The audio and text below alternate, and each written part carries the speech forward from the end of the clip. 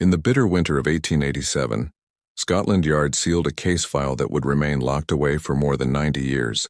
Inside were meticulous reports of 7 horrific murders that had thrown London's wealthy Belgravia district into a state of fear over the course of 8 months. Each body was discovered bearing the same peculiar marking carved into the chest, and traces of a strange, unidentified substance that left the victims with grotesque, frozen smiles. What unsettled the authorities most was not only the killer's calculated precision, but also the persistent claims from witnesses who swore they heard chilling, genuine laughter echoing from the victims' residences, long after the coroner had pronounced them dead. The investigation came to a sudden and unexplained halt when the lead detective, Inspector Edmund Harwick, mysteriously disappeared, leaving only a single, unnerving message. The laughter never stops. It follows you home. Before delving deeper into one of London's most unnerving unsolved cases, remember to subscribe to our channel and share where you're watching from. Stories such as this reveal that darkness can linger anywhere in the forgotten corners of history. What officials buried was not merely a murderer's twisted signature, but evidence of how far Victorian high society would go to protect its image, even if that meant letting a killer roam freely through the fog-choked avenues of the empire's capital. London in 1887 pulsed at the center of the grandest empire the world had ever seen. That year marked Queen Victoria's Golden Jubilee, a celebration of 50 years on the throne, filled with extravagant parades along the Mall and festivities that stretched for weeks. The city appeared to be at the height of its wealth and global power, its reach extending from Ceylon's tea plantations to South Africa's diamond mines. Gaslights shimmered along the cobblestone lanes like scattered stars, casting flickering shadows across the elegant Georgian terraces and opulent new Victorian mansions of Britain's upper crust. The air itself carried the weight of empire. Coal smoke mingled with the Thames's salty breeze, the distant clatter of hansom cabs over stone roads, and the ceaseless hum of a metropolis that never truly slept. By day, merchants, clerks, and servants filled the streets, their steps ringing off endless rows of limestone facades beneath a gray English sky. But as darkness fell, the city took on a different face, its gas lamps illuminating narrow circles of golden light. Separated by vast impenetrable darkness, Belgravia had emerged as the crown jewel of London's fashionable addresses, a meticulously planned neighborhood, lined with immaculate white stucco townhouses, and lush garden squares that reflected refined taste and immense wealth. These were not the centuries-old homes of hereditary aristocrats, but rather the prized residences of industrial magnates and shipping barons, men who had amassed their fortunes through the roaring engines of the Industrial Revolution. Their grand facades, ornate wrought iron balconies, and carefully maintained gardens were monuments to Britain's global might and the immense fortunes it created.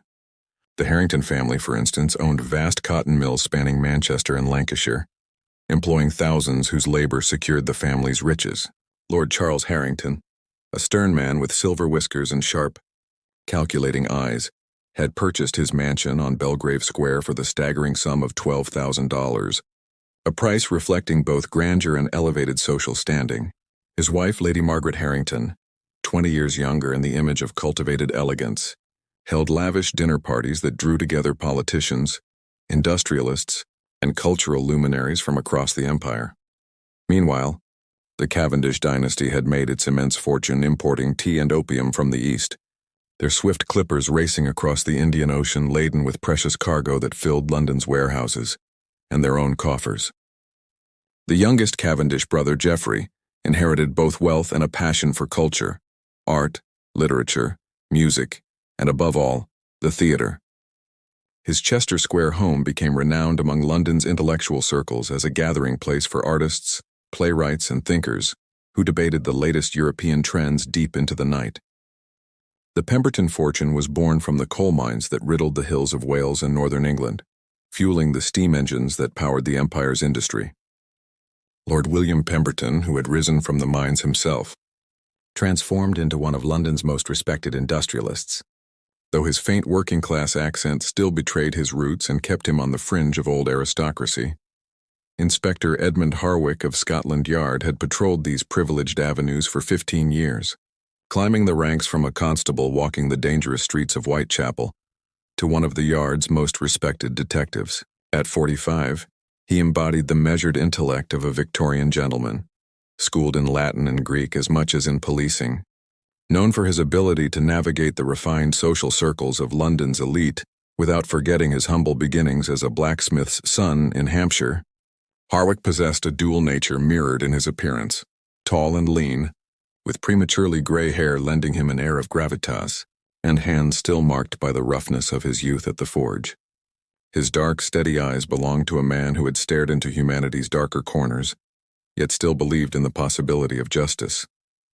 He lived alone in modest rooms on Montague Street, near the British Museum, a bachelor who devoted his life entirely to his work, finding comfort in the books that filled his sitting room and the occasional evening shared with fellow officers at a nearby pub.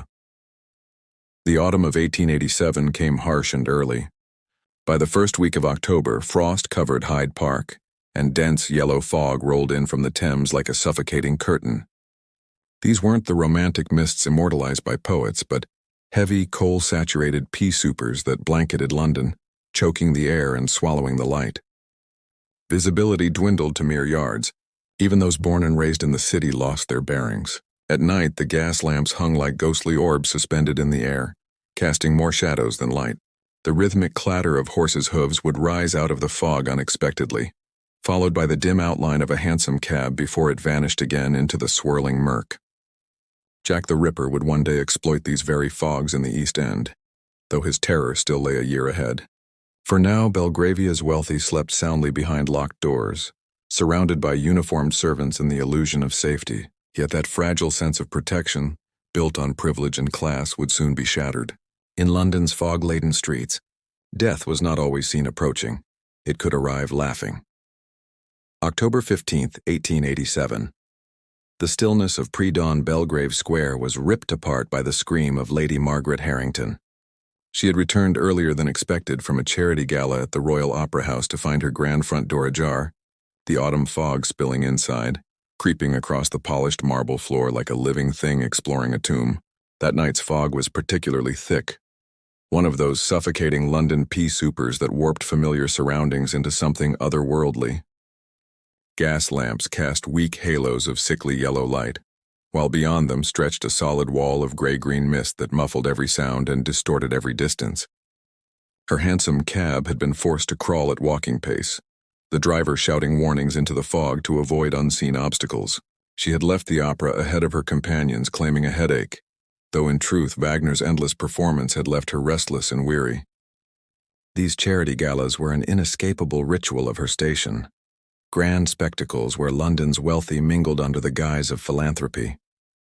Draped in her finest emerald silk gown, the one that made her auburn hair gleam and her green eyes shine under gaslight, she had endured the evening's pleasantries until she could stand no more. The journey home through the thick fog had been painstakingly slow, each street indistinguishable from the next. The familiar turned strange and menacing. Even her seasoned driver had to stop twice, squinting at street signs illuminated weakly by the lamps. As the cab rolled on, the fog pressed against the glass windows like some sentient force, and Lady Margaret clutched her opera cloak closer, comforted only by the steady rhythm of the horse's hooves striking cobblestone. When their cab finally turned into Belgrave Square, Lady Margaret felt a jolt of unease. The front door of her townhouse stood slightly ajar, a sliver of warm gaslight from the entrance hall streaming out into the fog like an open invitation. This was unheard of. Mrs. Elena Whitfield, the household's long-serving head housekeeper, was renowned for her unwavering attention to security. Not once in 23 years had she ever left a door unsecured, let alone standing wide to the night. Lady Margaret's immediate thought was that the woman might have suffered some sudden illness. Mrs. Whitfield was nearing 60 and had lately shown signs of exhaustion that came with advancing years and a lifetime of tireless service.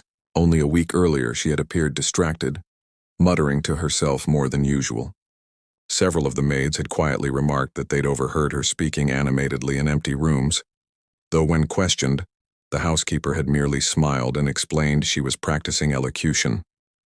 As Lady Margaret mounted the steps, her silk slippers making a soft tapping on the damp stone, she called gently, "Mrs. Whitfield, Elena, Are you quite well?"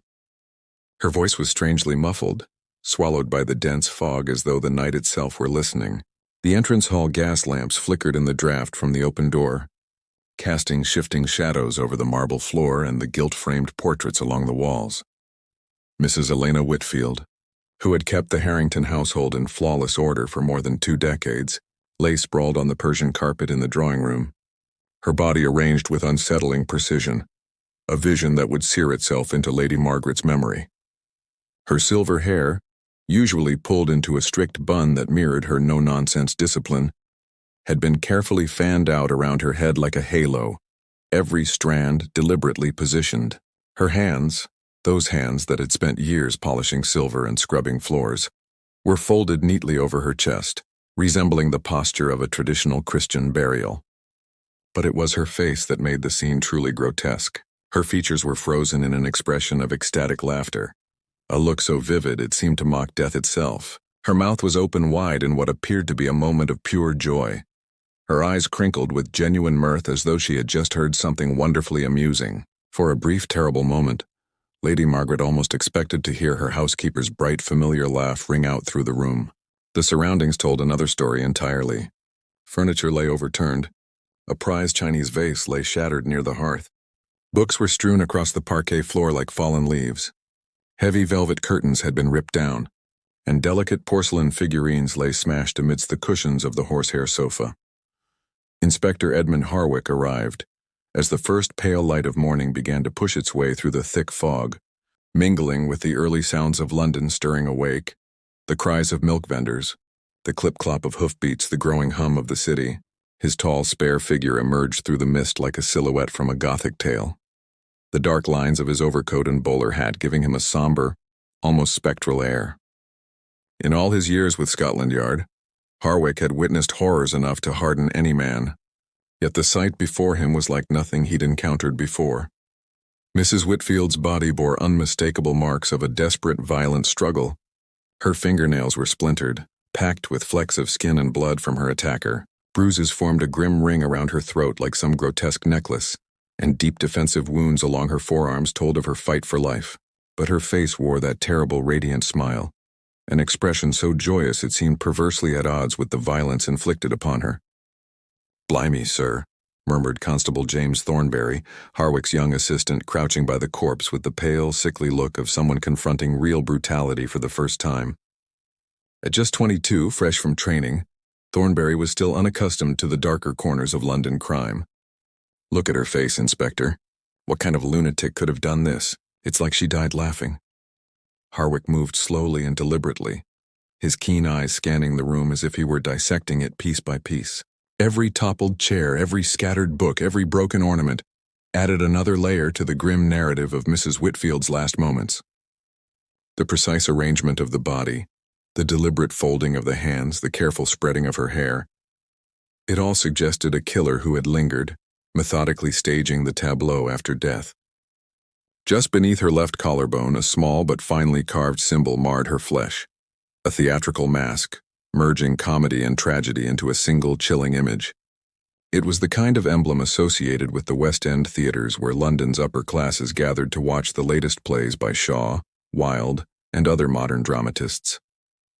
The incision was shallow, made post-mortem, clean and exact, a calling card rather than a killing blow. This was a murderer who planned carefully, not one who killed in a frenzy. But it was not the mark that disturbed Harwick most. A strange, cloying scent filled the room. It wasn't the usual stench of blood and death. It was something sweet, almost medicinal, reminiscent of the ether used by surgeons at St. Bartholomew's Hospital. Yet it was more intricate, a complex layering of chemicals that pointed to someone with advanced knowledge of pharmacology. The smell triggered an old memory of a case 3 years earlier, involving a disgraced doctor who'd carried out illegal experiments with anesthetics at Bethlehem Royal Hospital. That affair had ended in suicide and fire, but the scent that clung to this room was sharper, more deliberate, a signature of someone with precise chemical skill. Lady Margaret Harrington, still wrapped tightly in her opera cloak, shivered uncontrollably despite the heat from the fire a servant had hastily stoked. Her testimony provided little clarity. "I returned from the Royal Opera House shortly after midnight," she began in a voice almost too soft to hear. carefully maintaining the composure expected of her rank. It was a charity gala, a dreadful performance of Wagner's Ring Cycle, if I'm honest. I claimed a headache and left at around 11. She paused to press a lace handkerchief, embroidered with her family crest, to her damp eyes. Elena should have been abed hours earlier. She was always punctual about her nightly routine, locking every door, extinguishing the gas jets, and retiring at precisely 10. She had never, not once in all these years, deviated from that schedule. What Lady Margaret could not explain, and what would soon become one of the case's most chilling details, emerged from the whispered accounts of neighbors over the following days. Mrs. Gertrude Pembroke, who lived directly across the square, claimed she had heard the unmistakable sound of a woman laughing inside the Harrington residence well after 2 in the morning, hours after the police surgeon confirmed the housekeeper's death had occurred between 11:30 and midnight. "It was the strangest thing, Inspector," Mrs. Pembroke told Harwick when he visited her the next afternoon. A widow in her 60s, comfortably ensconced in one of Belgravia's grand homes, she carried the air of someone unaccustomed to such disturbances. "I couldn't sleep," she explained, smoothing the fringes of her shawl nervously. "I suffered dreadful insomnia. The fog was so thick I couldn't even see across the square, but sounds travel strangely on nights like that." She settled into her velvet armchair as she spoke, her eyes distant. "At first I thought Lady Margaret might be entertaining late guests. People of means often keep unusual hours after the theater. But this laughter, it wasn't like a party. It was one woman's voice, clear as a bell, laughing again and again. Not forced, not cruel. It was joyous, almost infectious. It went on for nearly an hour. I found myself smiling at the sound, though I cannot say why. Yet there was something disquieting about that laughter, too. Something that sent a cold shiver down Mrs. Pembroke's spine and made her draw the curtains tightly shut, willing herself to forget the sound. This was the first grim act attributed to the figure the newspapers would soon sensationally name the Laughing Man. His identity, like his motives, remained cloaked in as much shadow as the fog-drenched streets of Victorian London. For Inspector Harwick, the case represented not merely a murder inquiry, but a riddle that seemed to mock the rational mind, a challenge to both established logic and the scientific understanding of the age. Word of the violent and peculiar crime coursed through the salons and clubs of Belgravia with startling speed, spreading like fire through dry brush despite the Harringtons' strenuous efforts to stifle gossip and preserve their family's dignity. Within mere days, polite drawing rooms and exclusive gentlemen's clubs buzzed with breathless recountings of the Harrington household tragedy, each retelling more embellished than the last, spinning a web of speculations far removed from the cold, hard facts of the investigation. The Times, ever eager to maintain its image as guardian of propriety for London's upper crust, published only a short, restrained notice about the unfortunate event in Belgrave Square. It offered just enough information to appease polite curiosity, while carefully sidestepping the macabre details that might offend genteel sensibilities. Tucked away on page 6, between advertisements for patent medicines and announcements of upcoming philanthropic soirees, the brief article simply reported that Mrs. Eleanor Whitfield, a long-serving and well-regarded member of the Harrington household staff, had been discovered deceased under circumstances currently being investigated by the Metropolitan Police. But the cheaper penny press, which thrived on Victorian society's taste for melodrama and lurid scandal, seized upon the story with characteristic ferocity. The Illustrated Police News, notorious for its sensational prose and gaudy woodcut illustrations, splashed the case across its front page beneath the headline, "Mysterious Death in Belgravia, Servant Found with Ghastly Smile." Though the illustration bore little resemblance to the true scene, its exaggerated imagery perfectly captured the public's fevered imagination, ensuring the murder would not easily be forgotten. Inspector Harwick quickly found himself navigating a treacherous political landscape, one that required not only investigative acumen, but delicate diplomacy. The Harrington family wielded considerable power in London. Lord Charles Harrington sat in the House of Lords, held vast investments in the railway industry, and was personally acquainted with multiple influential members of Parliament. A single word from him could end a promising detective's career or, conversely, elevate it to the highest levels of Scotland Yard, ensuring a comfortable future. Yet Harwick's commitment to justice, forged through 15 years spent patrolling some of London's harshest and least forgiving districts, would not allow him to compromise. He had seen too many cases in which wealth had purchased silence and allowed killers to vanish into society's shadows. Mrs. Whitfield, for all her modest station, was entitled to a full and uncompromising investigation. The inspector's early inquiries painted a picture of a woman of exceptional character. Born Elena Caldwell in rural Yorkshire, she had arrived in London at 18 seeking employment and, through perseverance, intelligence, and an unerring grasp of the intricate hierarchies that governed great Victorian households, had risen from scullery maid to head housekeeper over the span of 2 decades.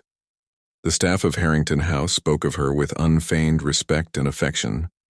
Sarah Pembroke, a timid young scullery maid still shaken by her discovery of the body, described her as both a firm disciplinarian and a kind mentor. She was always fair, was Mrs. Whitfield, Sarah murmured, twisting the hem of her apron with nervous fingers. She never raised her voice unless there was cause, and if you were willing to learn, she'd show you the right way to do a thing. Thomas Hartwell, the dignified butler who had worked alongside her for years, recalled a woman who took immense pride in her role and treated the smooth running of the household as a personal mission. She knew every inch of this house, Inspector, he said, his customary reserve softening. Every piece of silver, every cup and saucer, every social rule and expectation. Lady Margaret relied on her entirely, and so did his lordship. She wasn't merely a servant, she was the household's heart. But beneath this portrait of quiet devotion, the servants revealed troubling details. Mrs. Whitfield's behavior had grown increasingly odd in the weeks preceding her death. She had been overheard carrying on animated conversations with unseen companions as she went about her work. She was always one for dramatics, was Mrs. Whitfield, Sarah said with a faint, nervous smile. Sometimes we'd catch her in the pantry or the wine cellar doing voices like an actress, changing accents, posh 1 minute, then proper working class, then maybe Irish or Scottish. She could do the lot. Made us laugh, it did. This revelation struck a chord with Harwick. The carved theatrical mask on her chest, the ghastly yet joyous smile fixed on her face, and her penchant for performing characters all suggested some connection to the city's vibrant theatrical scene. Following this thread, the inspector resolved to direct his attention toward London's bustling West End, where grand playhouses and music halls thrived. The district in 1887 was a close-knit, almost insular world, where gossip flowed freely among actors, directors, and theater owners. The Lyceum Theater, under the famed Henry Irving, represented the pinnacle of theatrical excellence, while newer houses like the Savoy were at the forefront of innovation, embracing electric lighting and modern stagecraft that promised to transform the theatrical experience. It was during these inquiries that Harwick first heard quiet murmurs of a peculiar, unsettling figure, a man of immaculate dress and refined bearing, who frequented both respectable theaters and rowdier music halls. Always alone, he never engaged with other patrons. His behavior was distinguished by one chilling quirk. During moments of high tragedy or death on stage, he would burst into loud, uncontrollable laughter. It was not the laughter of amusement, but something stranger, wild, joyous and profoundly wrong. Albert Grimby, the stout and seasoned manager of the Lyceum, recounted the incident to Harwick on a cold November afternoon as he guided the inspector through the vast, empty theater. The daylight, pale and wintry, filtered through tall windows, casting long shadows across the rows of empty seats. He was a gentleman, no question, Grimby began, his voice echoing in the quiet hall. Clothes fine as any lord's, posture straight as a soldier's. Came 3 nights running for Macbeth. Always the same private box. And every time someone died, every time Lady Macbeth lost her wits, he'd laugh. Not a polite titter, not a snicker, but a booming, rolling laugh that filled the whole place. Grimby paused, visibly unsettled. The other patrons complained, said it ruined the performance. Truth be told, Inspector, it set everyone's teeth on edge. I've managed this theater 20 years, and I've never heard anything like it. Mr. Irving himself had taken note of the peculiar patron's outburst from the stage, his famously exacting temperament deeply unsettled by the interruption. Ultimately, the theater management had been left with no choice but to request that the gentleman refrain from returning to future performances. Remarkably, he had accepted this politely, with a smile that many later described as disconcertingly serene. He had assured them he understood entirely and even praised the production, commending the company for what he called a remarkably authentic portrayal of mortality's absurdity.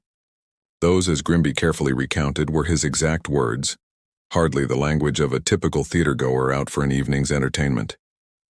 Yet when Harwick pressed the various theater owners, actors, and ushers for a more precise description of this enigmatic figure, the accounts grew muddled and inconsistent, clashing in ways that suggested either multiple individuals or one man capable of transforming his appearance with astonishing skill. Some witnesses swore he was tall, with sharply cut dark hair and a luxuriant mustache in the fashionable military style.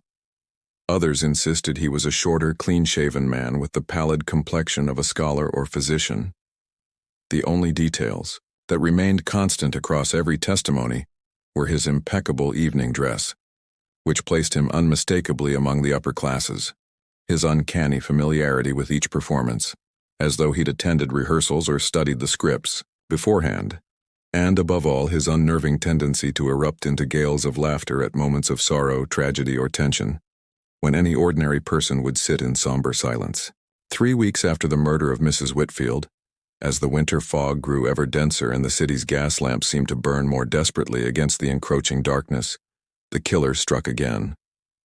This time the victim was Mr. Geoffrey Cavendish, the younger brother of the prominent Cavendish tea importing dynasty, found lifeless in his private study in Chester Square.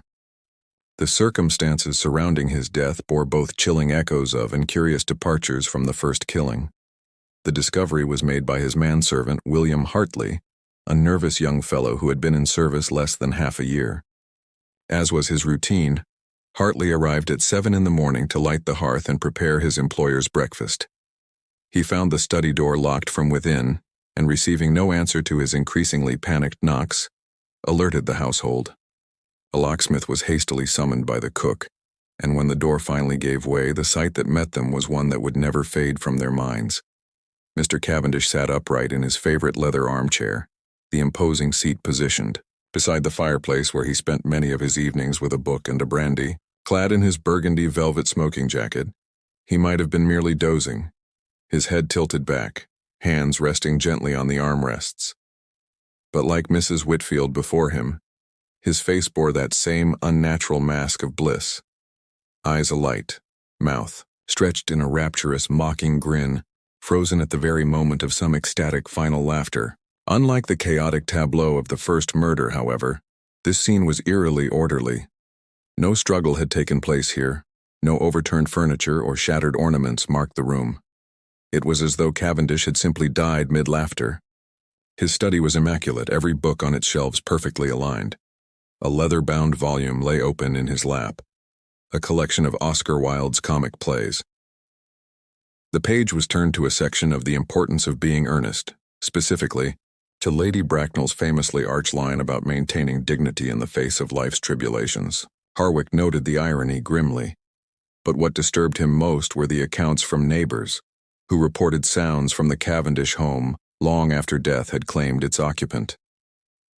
Mrs. Adelaide Peaton, a dignified widow in her 70s living next door, described the event in a voice that quavered despite her composure. She explained that though the walls between their homes were constructed thickly to preserve the privacy of distinguished families, she had heard laughter coming through as clearly as if Cavendish himself were seated in her drawing room. She poured tea from a gleaming silver service as she spoke, her hands trembling either from age or lingering unease. "It was the strangest thing, Inspector," she told Harwick. "The laughter went on for hours, long after any reasonable bedtime. It wasn't the brief, polite amusement one gives a witty remark. It was relentless, rising and falling, stopping, for only a few minutes before starting up again with even greater fervor. I finally took a sleeping draught around 4 in the morning, but even then I could still hear it in my dreams." The police surgeon would later determine that Cavendish had died between 10 and 11 the previous night, making the late-night laughter profoundly chilling. Harwick's investigation into the second victim revealed a man whose world could not have been more different from Mrs. Whitfield's. Geoffrey Cavendish belonged to London's cultural and intellectual elite. Educated at Cambridge in the classics, He had inherited a vast fortune from his family's lucrative tea business, but left its management to his elder brother, Marcus, preferring to immerse himself in art, literature, and new ideas. He was a familiar presence at West End theaters, known as a generous patron to playwrights and producers alike. His Chester Square residence had earned a certain fame as the site of twice-weekly salons where actors, writers, critics, and intellectuals gathered to debate art and philosophy. Among his regular guests were none other than Oscar Wilde and George Bernard Shaw. Cavendish had never married, dedicating his life instead to what he called aesthetic pursuits. His personal library contained more than 3,000 volumes. Everything, from classical texts to the newest works on human psychology and the nature of emotion. Those who knew him best spoke of his fascination with the emerging sciences of the mind, particularly theories exploring the links between internal emotional states and external physical expressions. Yet despite his elevated social position, Harwick could find no clear connection between him and the murdered housekeeper. She was a servant of impeccable reputation. He was a gentleman scholar. Their paths should never have crossed.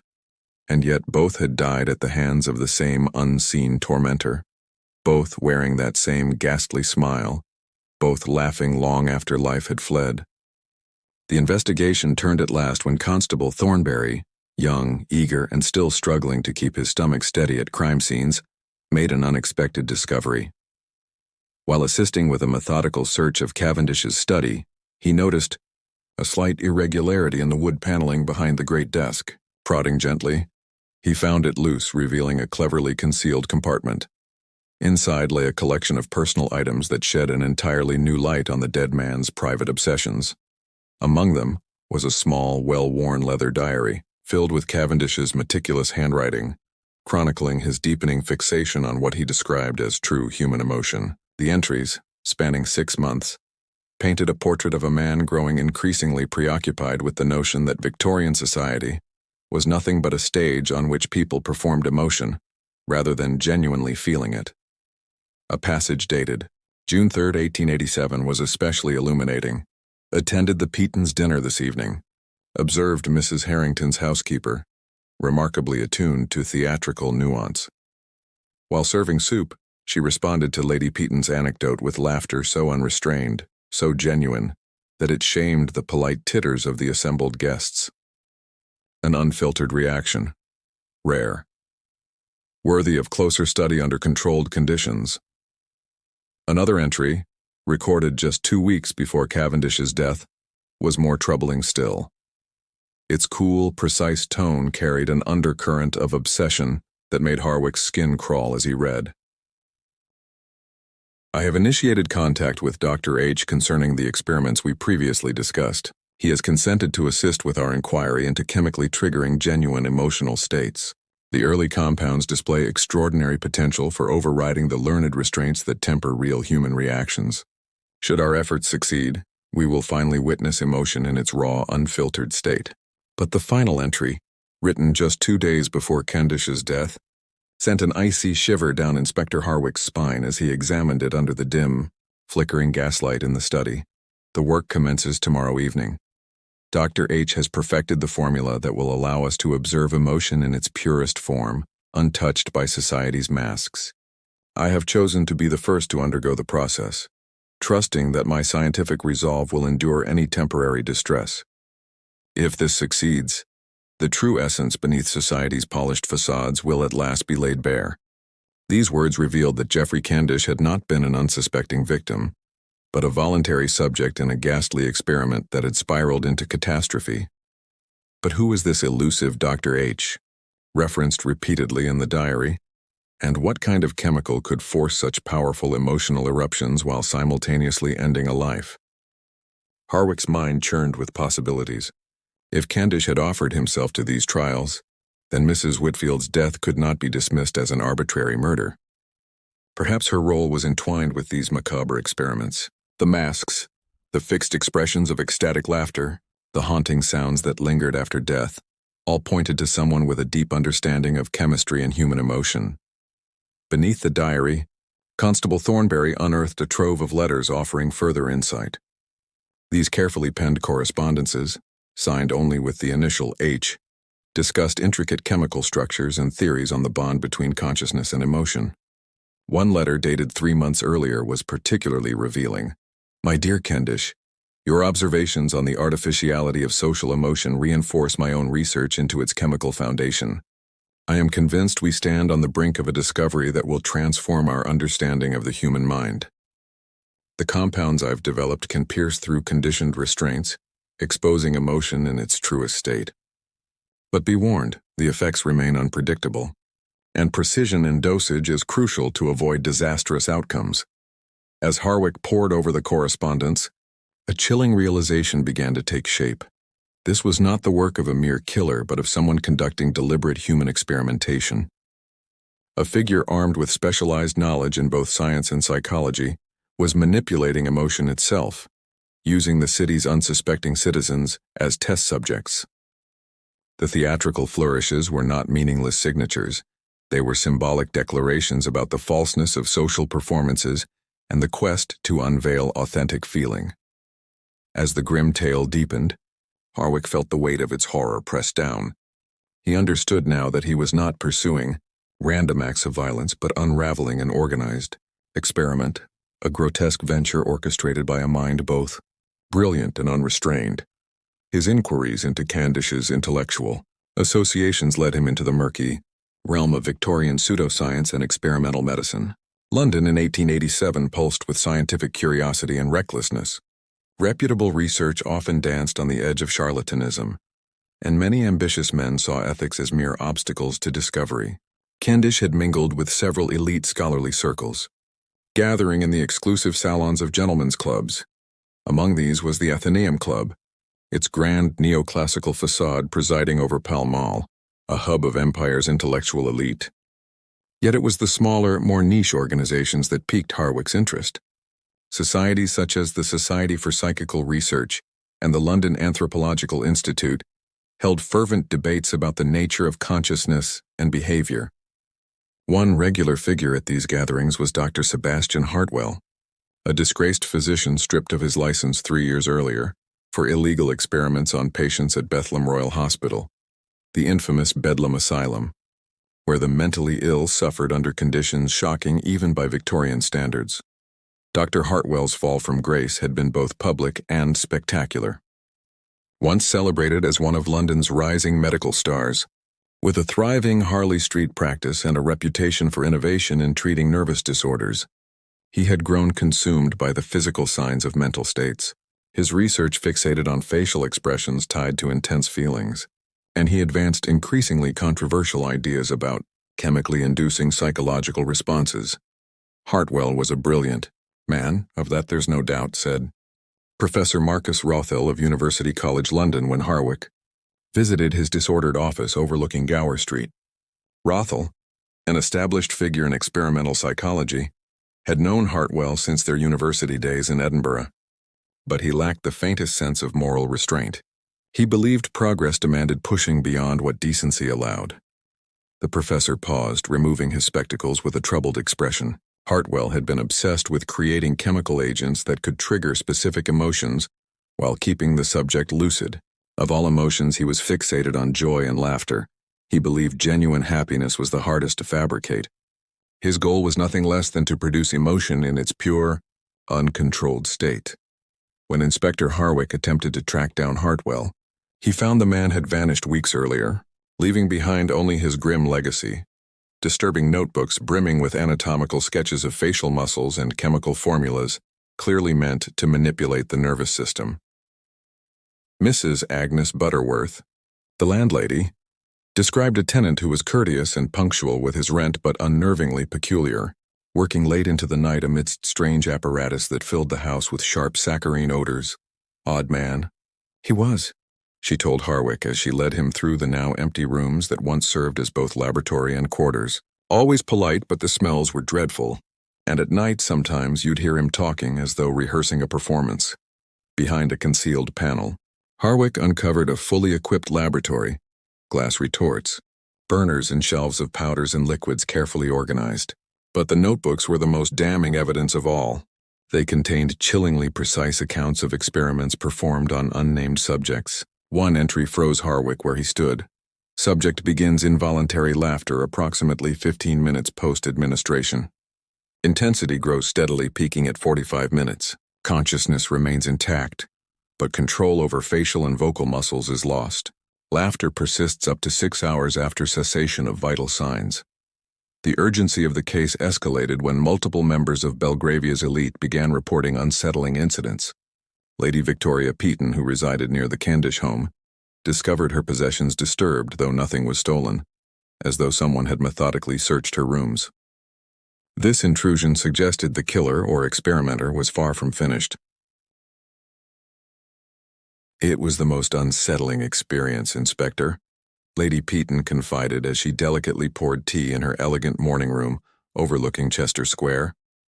She recounted how upon returning from a visit to her sister in Brighton, she immediately sensed something was amiss. Someone had clearly rifled through her private papers. "Nothing was taken," she clarified. "But my desk had been searched and my personal letters had obviously been read. What disturbed me most was the disappearance of several books, specifically those related to theatrical performance and the study of emotional expression. Lord Hamilton Fairfax, whose stately home on Eaton Square contained one of the city's most impressive private libraries, reported a similar intrusion. His study had been entered and systematically examined, yet the intruder displayed a strikingly discerning eye. The scoundrel knew precisely what he was after, Lord Fairfax told Inspector Harwick. He passed over priceless first editions and rare manuscripts, items that would have tempted any ordinary thief, in favor of books concerning psychology, anatomy, and stage performance. "Hardly the behavior of a common burglar," he remarked, baffled by the selectivity of the theft, but it was the account of Mrs. Charlotte Bramwell that revealed the most chilling element of the killer's careful precision.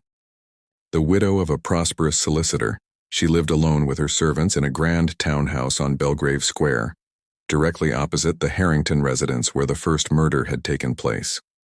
For 2 weeks she had noticed a well-dressed gentleman lingering in the shadows across the street, always vanishing the moment she tried to get a closer look.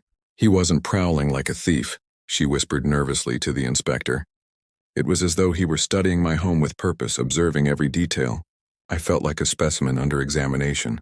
Mrs. Bramwell's description of the stranger echoed the accounts given by various theater managers about the mysterious man who laughed inappropriately during performances, a tall, finely dressed gentleman with the air of an educated man, but something about his presence left observers unsettled in ways they could not quite define. Inspector Harwick suddenly saw a connection that sent an icy wave through him. Lady Peaton, Lord Fairfax, and Mrs. Bramwell all shared a common thread.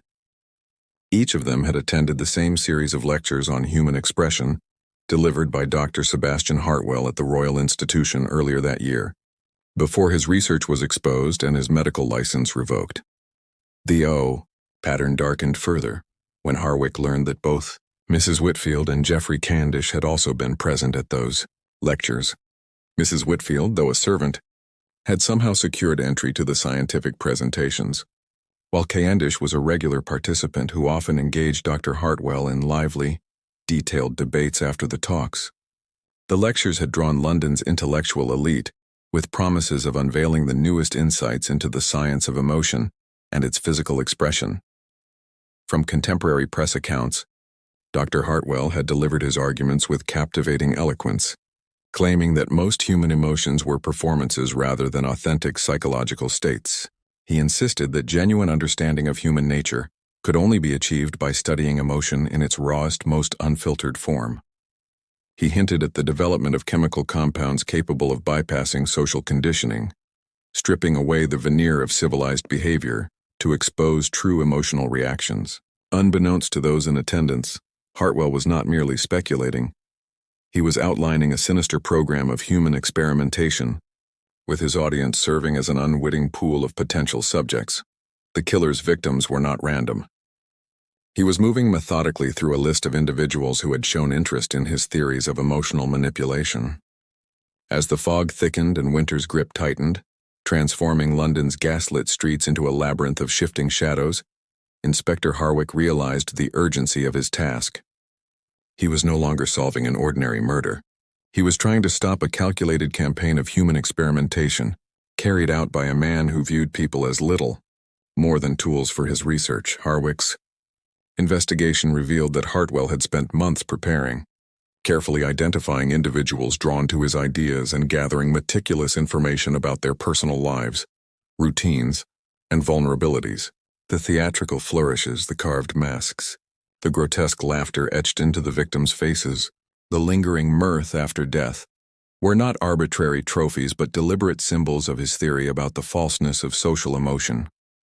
Each murder was not merely an act of killing, but a staged demonstration, meant to prove Hartwell's twisted scientific hypothesis about unfiltered emotion.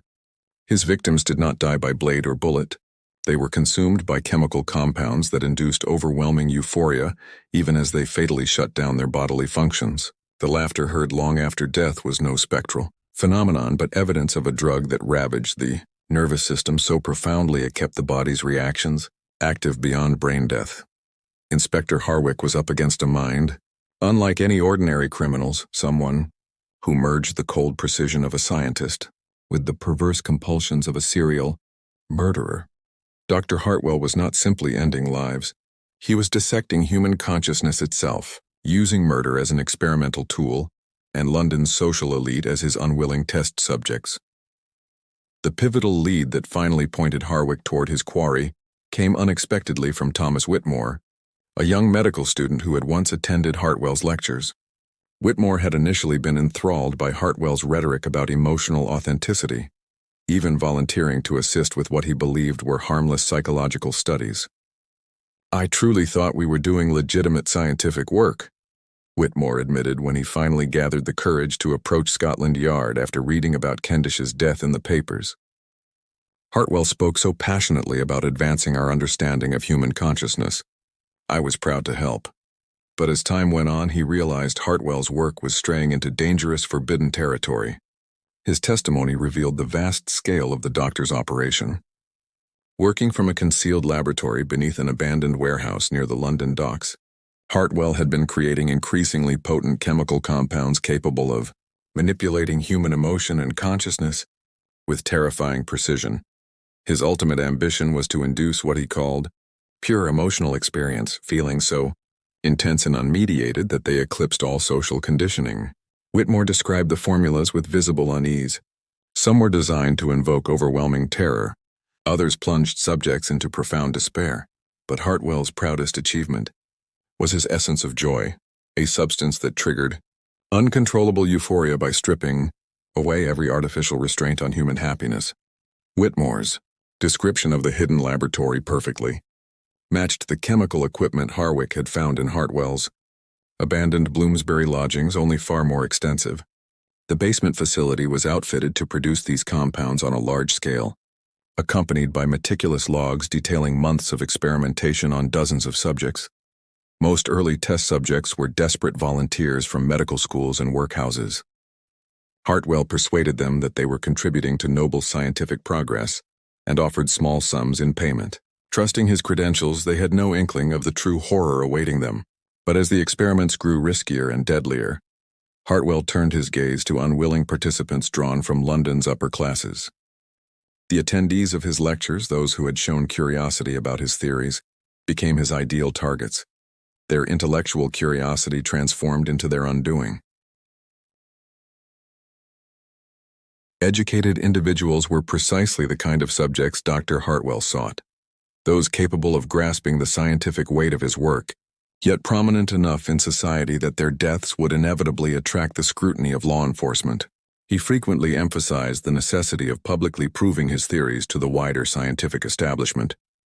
Whitmore remembered clearly how Hartwell believed that by selecting notable figures as his experimental subjects, he would compel the medical world to acknowledge his discoveries.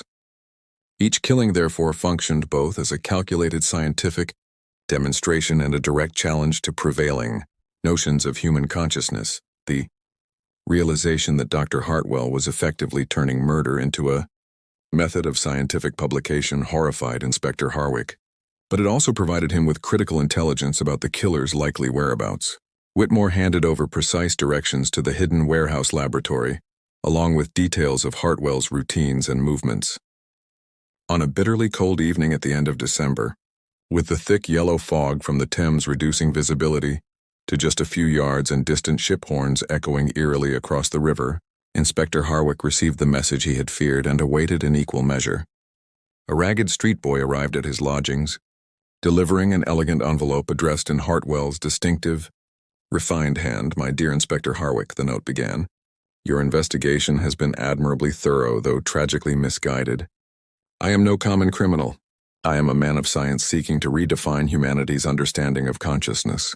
If you wish to truly comprehend my achievements, join me tonight at the Adelphi Theater at midnight. Come alone. Bear witness to the purest display of human emotion ever captured by science. Your investigation concludes tonight, as does your limited notion of what it means to be truly human." Harwick understood instantly that this was a trap, a carefully laid snare designed to make him the final subject of Hartwell's nightmarish experiments. But after 3 months of fruitless pursuit, with lives at stake and a sense of duty pressing heavily on him, he had no choice but to face the danger head-on. He quietly arranged for officers to follow him at a distance, armed himself with his revolver and a vial of smelling salts to counteract potential chemical attacks, and set off into the fog-choked streets toward what he suspected would be the decisive confrontation with the so-called Laughing Man. The Adelphi Theater loomed in darkness on the Strand, its grand neoclassical facade casting distorted shadows beneath the dim gas lamps fighting to pierce the fog. The stage door was conspicuously unlocked, and Inspector Harwick stepped inside, moving down silent corridors lined with posters advertising productions that had thrilled London audiences for generations. The building seemed alive with echoes of vanished performances, the air thick with the ghostly residue of laughter and tears. As he neared the auditorium, Harwick detected voices. Not a single voice as expected, but a conversation between multiple individuals. A cold realization struck him. Hartwell was not alone. The conspiracy was far larger than he had imagined. On stage, illuminated by a lone calcium light that threw long, dramatic shadows against the ornate proscenium, stood Dr. Sebastian Hartwell, poised like a lecturer addressing an unseen crowd, and beside him, very much alive despite official reports of his death, was Geoffrey Candish. The younger Candish brother had never been a victim. He had been Hartwell's accomplice from the start. "Inspector Harwick." Hartwell's voice rang out effortlessly across the empty theater, trained like that of a practiced orator. "How punctual of you to arrive for our final performance. Please take a seat in the front row. You will want the best view for the culmination of years of scientific endeavor." The truth revealed in Hartwell's methodical explanation was far more insidious than Harwick had imagined. For over 2 years, Hartwell and Candish had been engaged in a vast program of human experimentation, designed to provoke and study authentic emotional states. What had begun as abstract intellectual debate about the artificiality of social emotion had evolved into systematic, calculated murder masquerading as science. "The elegance of our methodology lies in its precision," Candish explained with chilling composure, like a professor dissecting a specimen. "We have mastered the chemistry of emotion, inducing any desired state while preserving the subject's full awareness. Mrs. Whitfield, for instance, died immersed in absolute unfiltered joy, true euphoria, stripped of all pretense. Hartwell moved closer to the stage's edge, every step deliberate, his manner that of a surgeon ready to operate. Each subject has yielded invaluable data about the body's reaction to extreme feeling. We have charted the precise muscular patterns of fear, sorrow, and above all, joy unbound by society's constraints. The continued laughter after death proves our compounds reach deeper into consciousness than science has ever imagined. The carved theatrical mask left on each victim's chest, Harwick now saw, symbolized Hartwell's belief that normal emotions were nothing but acts, a social mask. Through his chemical interventions, he sought to strip away these performances and expose what he called true feeling. "But you made one critical error, Inspector," Hartwell continued, his voice smooth and instructive like a tutor correcting a pupil. "You believed our victims were chosen at random. In truth, each death was orchestrated to build toward this. An experiment on someone who believes himself in control." The full scope of the trap became horrifyingly clear. Harwick had not outwitted the killer. He had been maneuvered into this final act. Every clue, every piece of testimony, every fragment of evidence had been placed to guide him here. Your comrades at Scotland Yard have been neutralized by our associates, Kendish added with casual cruelty.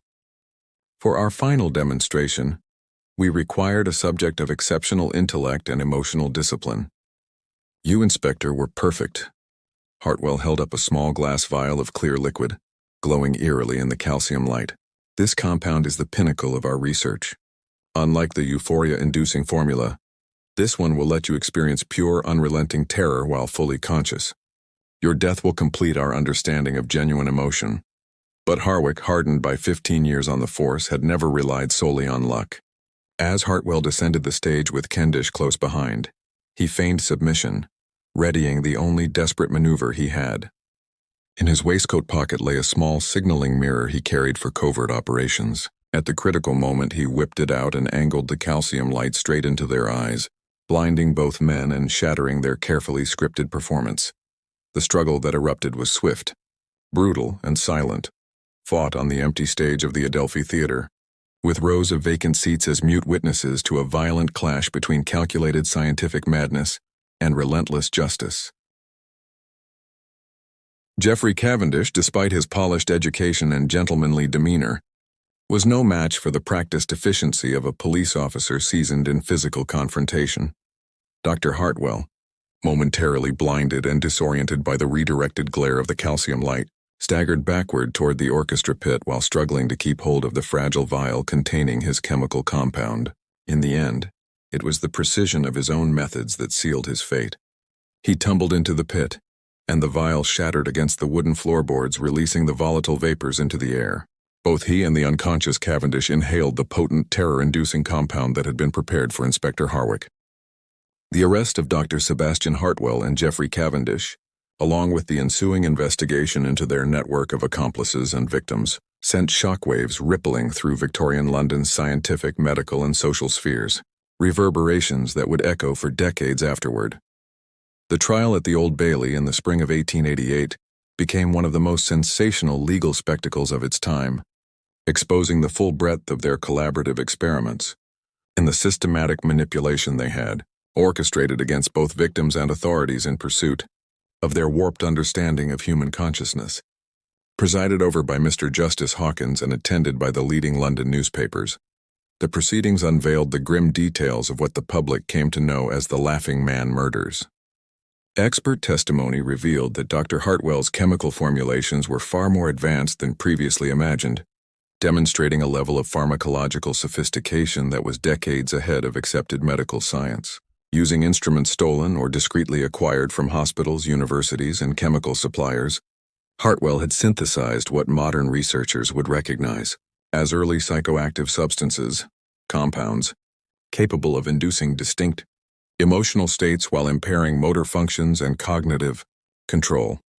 His laboratory journals, submitted as evidence, exposed a methodical and extensive program of human experimentation that violated every standard of medical ethics and basic humanity.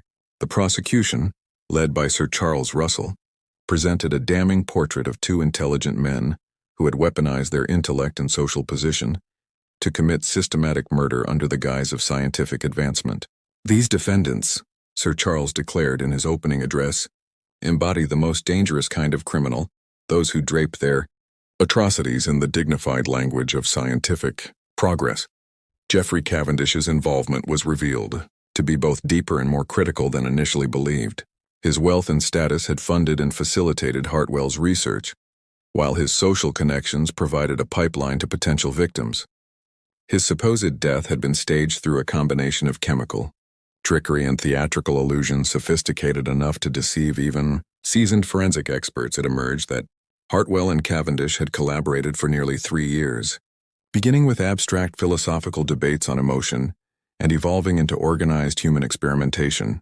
Their earliest test subjects had been drawn from London's most vulnerable, medical students needing money, workhouse residents with no one to claim them, and the forgotten poor, whose disappearances caused no ripple of alarm. As their confidence grew and their methods refined, they shifted focus to London's upper classes, selecting victims from among the attendees of Hartwell's lectures on emotional science. These killings were intended as both complex intellectual exercises and public demonstrations, designed to force the scientific establishment to recognize their work. Dr. Hartwell's compounds were later examined exhaustively by government, chemists, and medical experts, though the findings were promptly classified and sealed in state archives. Some historians have suggested that this early work with psychoactive chemicals laid a shadowy foundation for later military and intelligence research during the Boer War and beyond. Though official documentation remains restricted, Hartwell himself sustained irreparable psychological damage from exposure to his own terror-inducing vapor during the final confrontation at the Adelphi Theater. The chemical inhalation left him trapped in a perpetual state of intense fear, unresponsive to any medical intervention. During the trial, he was frequently incoherent, breaking down in uncontrollable fits of panic that forced his removal from the courtroom. Geoffrey Cavendish also suffered from exposure to the compound, though his recovery was more stable. Nonetheless, he displayed recurring anxiety episodes that hinted at lasting psychological scars. His testimony was instrumental in detailing the operation's structure and methodology, yet he displayed no remorse for the victim's suffering.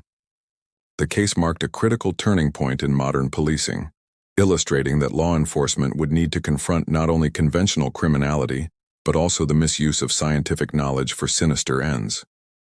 Inspector Harwick's investigative precision and willingness to infiltrate London's intellectual circles became a model for future inquiries involving criminals who exploited their expertise and privilege to commit elaborate crimes. Inspector Harwick was promoted to chief inspector in recognition of his role in dismantling the conspiracy. Though personally scarred by the ordeal, he emerged as one of Scotland Yard's foremost authorities on crimes involving medical or scientific knowledge, frequently consulted by police throughout the empire. He never forgot the grim truth learned during the Hartwell case, that the most dangerous monsters often wore the faces of learned, respectable men who cloaked their cruelty in the rhetoric of progress. In the years that followed, many of his cases involved similarly educated perpetrators committing crimes beyond the imagination of ordinary criminals. The Adelphi Theater, the site of the climactic confrontation, underwent extensive renovation after the trial. Construction workers uncovered concealed rooms beneath the stage, containing Hartwell's chemical apparatus and evidence of prior experiments. Among the discoveries were detailed murder logs, plans for unexecuted killings, and correspondence with unknown collaborators in other cities engaged in similar activities. Most disturbing was a meticulously compiled list naming over 50 prominent Londoners, including MPs, judges, professors, businessmen, and cultural figures, marked as prospective subjects. Inspector Harwick's intervention had averted what might have become a calculated campaign of terror, targeting the city's elite. The hidden warehouse laboratory near the docks yielded even more chilling evidence. Remains of dozens of unidentified victims dissolved in acid baths or stored in chemical tanks, indicating that Hartwell's experiments extended far longer than initially assumed, possibly up to 5 years. Despite extensive investigations by Scotland Yard and government agencies, the full reach of the network remained obscured. Several key figures vanished before arrest, hinting at a broader international conspiracy. Dr. Sebastian Hartwell was sentenced to death by hanging, but the sentence was commuted to life imprisonment at Broadmoor Criminal Lunatic Asylum due to his shattered mental state. He died less than 2 years later under murky circumstances, though records suggest his perpetual terror eventually caused fatal heart failure. Geoffrey Cavendish received a life sentence of hard labor at Pentonville Prison, where he was consigned to work in the prison workshop, his privileged past reduced to a grim existence among the very kind of men he had once regarded as expendable subjects in his twisted pursuit of knowledge. Cavendish spent his remaining years in prison engaged in monotonous, back-breaking work, stitching mailbags and performing other forms of manual labor that stood in stark contrast to his former existence of luxury and influence. Archival records from Pentonville reveal that he struggled severely to adjust to life behind bars, plagued by recurring nightmares and paralyzing panic episodes that often required medical attention. In 1890, he was found dead in his cell, his passing officially attributed to natural causes. Yet unsettling accounts from other inmates described hearing him erupt in prolonged, uncontrollable laughter on the night of his death, an unnerving echo of the torment inflicted on his victims. Efforts by government, chemists, and medical researchers to replicate Dr. Hartwell's chemical formulations proved fruitless, as the original compounds remained elusive. Much of his laboratory documentation was deliberately destroyed during the inquiry to ensure the volatile knowledge would not be misused. Though select copies were reportedly secured in classified government archives for potential future study, the Laughing Man murders became an infamous cautionary tale, underscoring the perils of unrestrained scientific experimentation and the chilling capacity of educated individuals to commit atrocities under the banner of intellectual progress. This case directly contributed to the emergence of stricter regulations on medical research and laid early foundations for the ethical standards governing human experimentation that would later define modern science. Inspector Harwick's investigative methods were meticulously studied and widely adopted by police forces throughout the British Empire and beyond, shaping the evolution of modern detective work. His emphasis on analyzing the psychological and methodological patterns of highly educated offenders became a cornerstone of progressive policing. His case notes were incorporated into training curricula, influencing an entire generation of investigators confronting increasingly complex criminal enterprises. The ripple effects of the case reached far beyond the immediate victims and their families. London's academic and cultural elite were forced to face an uncomfortable truth: that scientific advancement, stripped of moral boundaries, could be wielded as a weapon. The belief that education and privilege inherently safeguarded ethical behavior was shattered.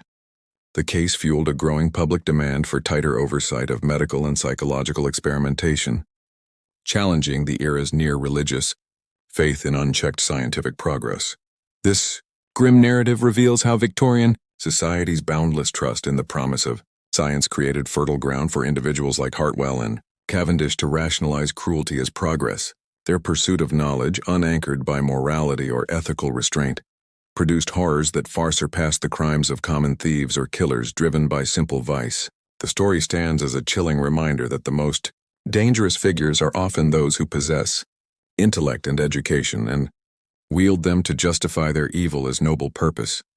Both Dr. Hartwell and Geoffrey Cavendish genuinely believed that their research would elevate human understanding and benefit society, even as they methodically extinguished innocent lives in service of their warped vision of advancement. It remains uncertain whether all their victims were ever identified. The systematic precision of their operation and hints of a larger network suggest that the true scale of their atrocities may remain forever obscured. What are your thoughts on this chilling case? Do you believe every victim was uncovered, or might there still be lost souls whose deaths were silently absorbed into history? Share your reflections in the comments below. If you enjoyed this descent into the fog-draped shadows of 1887 London and crave more historical horrors, remember to subscribe, activate the notification bell, and share with fellow enthusiasts of dark mysteries. The gaslit streets of Victorian London still conceal countless untold secrets, and together, we will continue to explore the haunting places where science and madness intertwined. See you in the next story.